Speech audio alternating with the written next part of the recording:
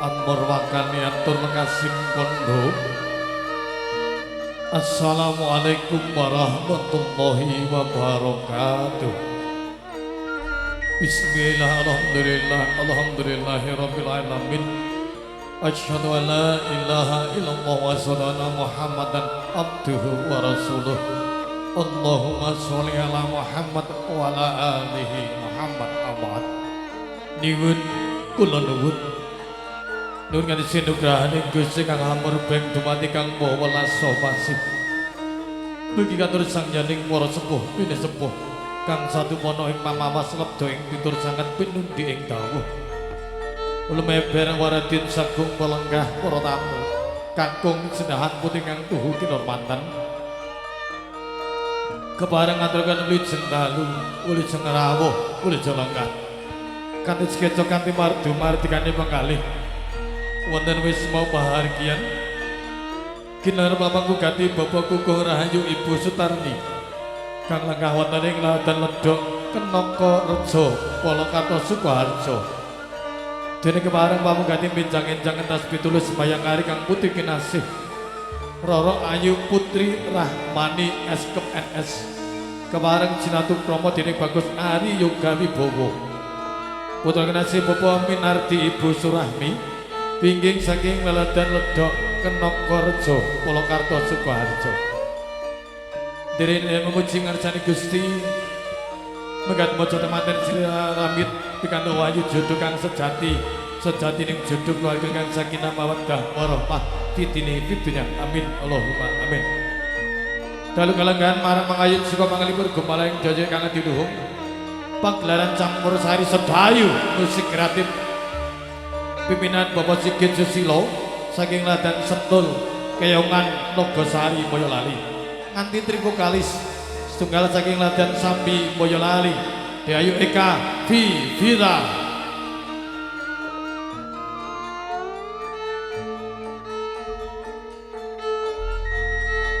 dini kanawin kali saking ladan Nogosari Boyolali Deayu Leni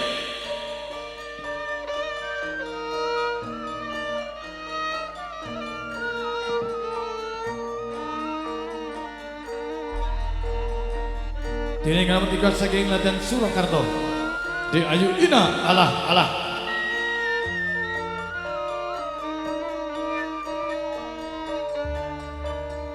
Tri vokalis jumeneng sawetawis saka panglipur miat semening swasana ngaturaken salam monggo lumantar sedayu.